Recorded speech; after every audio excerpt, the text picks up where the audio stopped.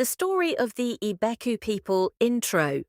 Long ago, before Nigeria became a country, before cities and modern life, there was a people with deep roots, strong culture, and a proud history. These people are called the Ibeku. They live in Umuahia North in Abia State. Today, Umuahia is a busy capital city, but the truth is simple. This land has always been Ibeku land. They are the original owners, the foundation, the beginning. This is their story. The early days of Ibeku. In the beginning, the Ibeku people lived in small settlements. They stayed close to farmland, streams, forest areas. Life was simple. They built houses with mud. They farmed with simple tools. They lived close as families. There was no government like today, no electricity, no modern roads. But they had something strong: unity and tradition, the 7 clans, Egwu Asaa. As time went on, the people grew bigger. They formed 7 main clans, known as Egwu Asaa, 7 groups. These are Afarata, Afaraokwu, Amaoforo, Emede, Eken, Dume, Osaa.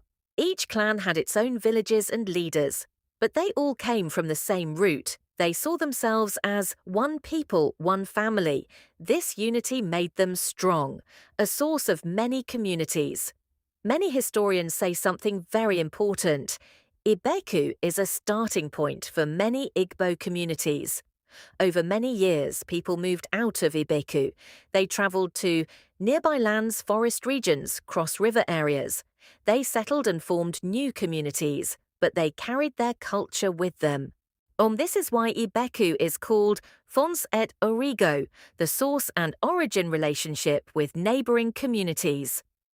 The Ibeku people did not live alone. They had neighbours like other Igbo communities around Umuahia groups in present-day cross-river areas, peaceful relations.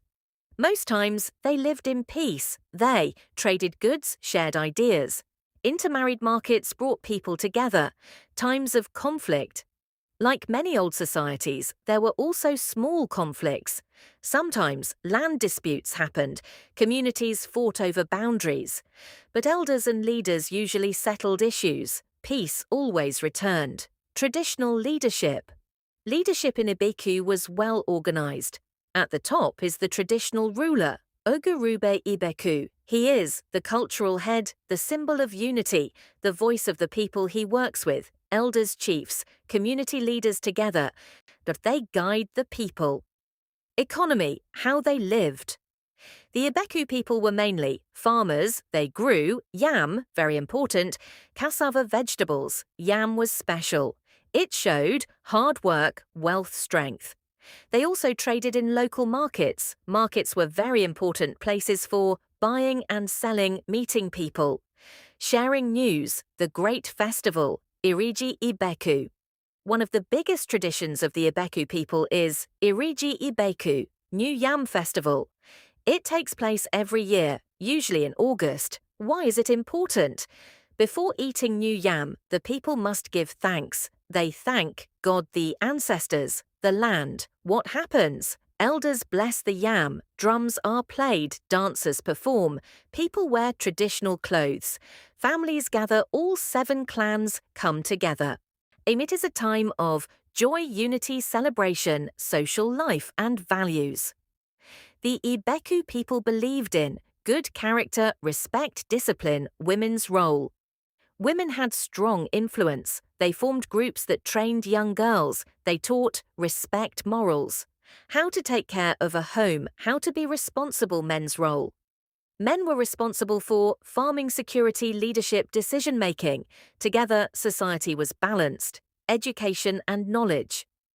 Before modern schools, education was different. Children learned by watching elders, practicing daily work, listening to stories.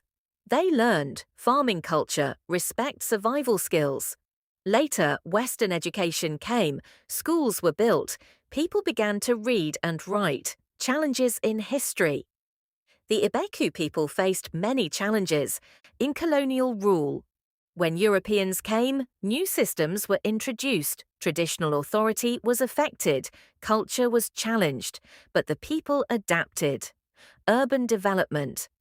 As Umuahia grew into a capital city, land was taken for development.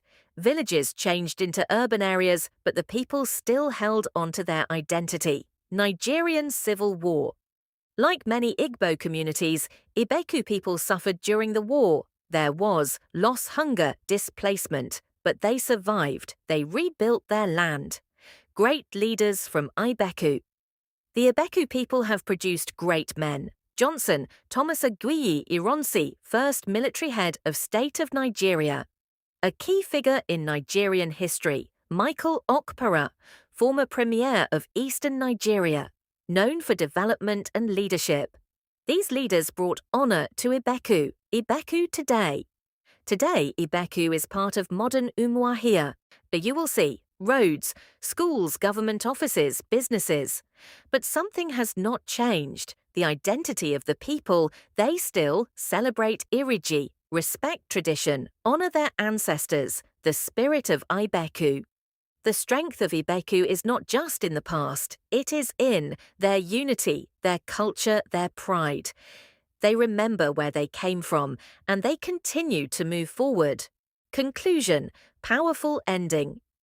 The story of the Ibeku people is a story of origin, migration, culture, strength, survival from 7 clans, to a great people, from a small settlement to the heart of a state capital. They remain the true owners of the land, the source of many communities, a proud and powerful people.